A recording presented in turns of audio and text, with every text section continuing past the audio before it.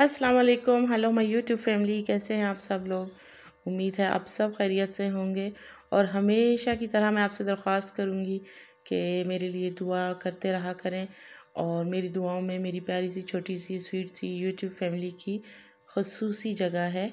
मैं अपनी हर दुआ में आप सबको ज़रूर शामिल करती हूँ।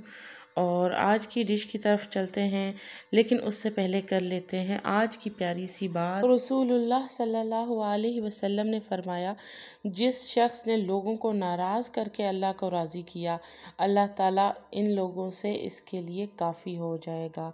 और जिस शख्स ने लोगों को राज़ी करके अल्लाह को नाराज़ किया तो अल्लाह ताला उसे लोगों के सुपुर्द कर देगा। यानी कि अगर किसी इंसान ने अल्लाह ताला को खुश रखा और बेशक इस खुश रखने में दूसरे लोग नाराज़ होते रहें या उससे जुदा हो जाएं तो उसको गम व फ़िक्र करने की ज़रूरत नहीं है, क्योंकि अल्लाह ताला राज़ी हैं तो सब राज़ी है। और इंशाअल्लाह वो इन लोगों की ज़रूरत ही नहीं पड़ने देगा आपको, और आपका हामी और नासिर और आपका सबसे बढ़कर दोस्त है।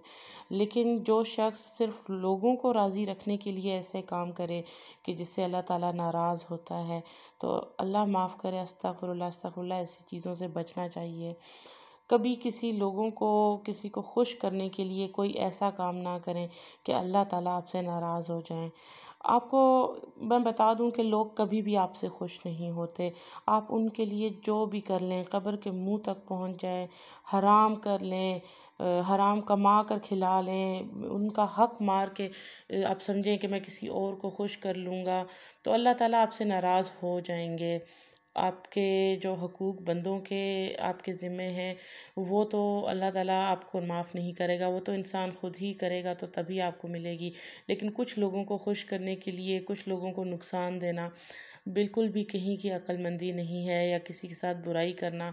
और अल्लाह ताला कोई भी ऐसा काम कि जिससे अल्लाह ताला आपसे नाराज़ होते हों, दूसरों को खुश करने के लिए करना, ये आपके कभी किसी काम नहीं आएगा। और इंशाअल्लाह जो इस तरह से करेगा, ये मेरे पाक परवरदिगार पे मुझे पूरा भरोसा है कि वो उसे इस दुनिया में ही इस बात का जो है सज़ा देगा, और वो अल्लाह ताला जो है उसे उस बंदे को उन्हीं लोगों के हवाले कर देगा, रहमो करम पे छोड़ देगा कि जिनको खुश करने के लिए उसने अल्लाह ताला को नाराज़ किया। तो बहुत मोहतात रहा करें, ऐसे कोई काम ना करें कि जिससे आप समझ रहे हों कि मैं कुछ लोगों को खुश कर लूँगा या कर लूँगी, चाहे अल्लाह ताला उसमें नाराज़ हो रहे हों आपसे या किसी के साथ आप ज़्यादती कर रहे हों। तो चलते हैं अपनी वीडियो की तरफ। उम्मीद है आपको मेरी बात समझ आ गई होगी, और समझने समझाने का सिलसिला तो मरते दम तक जारी ही रहता है। हम कई पहलू से कई चीज़ें हम देखते हैं। तो खैर, कोई गलती हो, कहीं कुछ हो, तो आप ज़रूर कमेंट्स करके बताया करें ताकि उसकी तसहीह हो सके। तो मैं जहाँ तक कोशिश हो सकती है किसी भी हदीस की या किसी भी अच्छी सी बात की मैं तशरीह करने की कोशिश करती हूँ, लेकिन कोई भी इंसान परफेक्ट नहीं होता, कहीं ना कहीं कोई ना कोई गलती रह जाती है। तो अब हम चलते हैं अपनी वीडियो की तरफ। बहुत ही सादा सी प्यारी सी डिश है ये, और इसको किस तरह से बनाया है ये डिश है। पहले ये मैं बता दूं कि ये है प्याज गोश्त की डिश है, या प्याज चिकन की। चिकन में बनाए तो प्याज चिकन की, और गोश्त के साथ बनाए तो गोश्त की, प्याज गोश्त की, और मटन में बनाए तो मटन प्याज की। तो बेसिक इसका जो इंग्रेडिएंट है वो प्याज है और किसी भी किस्म का गोश्त है।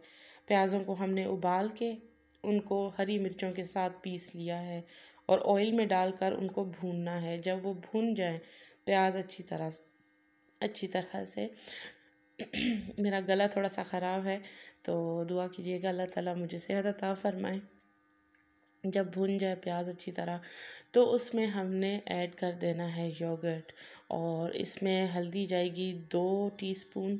इसके अलावा इसमें बहुत कम और बड़े अच्छे अच्छे मसाले जाते हैं, बहुत ज़्यादा तीखा और तेज़ नहीं होता। मिर्चें जो हैं हरी आपने पीस कर डाली हैं तो अंदाज़े से डालिएगा, अगर बच्चों ने खाना है तो ज़रा हाथ हल्का रखिएगा। बहुत तेज़ मिर्चें हैं तो थोड़ी सी मिक़दार उनकी कम कर दीजिएगा। हाफ़ टेबल स्पून इसमें चला गया कोरिएंडर पाउडर, घर का ही पिसा हुआ मैं इस्तेमाल करती हूँ। मैं बिल्कुल बाज़ार का डब्बे का कोई मसाला नहीं इस्तेमाल करती। पिसा हुआ घर के ही ज़्यादातर इस्तेमाल करती हूँ और इनकी क्वालिटी बहुत ज़बरदस्त होती है।